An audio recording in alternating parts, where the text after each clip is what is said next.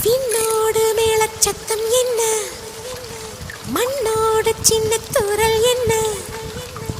எங்கேதான் சென்றாயோ இப்போது வந்தாயோ, சொல்லாமல் வந்தது போல் இல்லாமல் போவாயோ, தப்பாமல் மீண்டும் சந்திப்பாயோ, நீ வரும்போ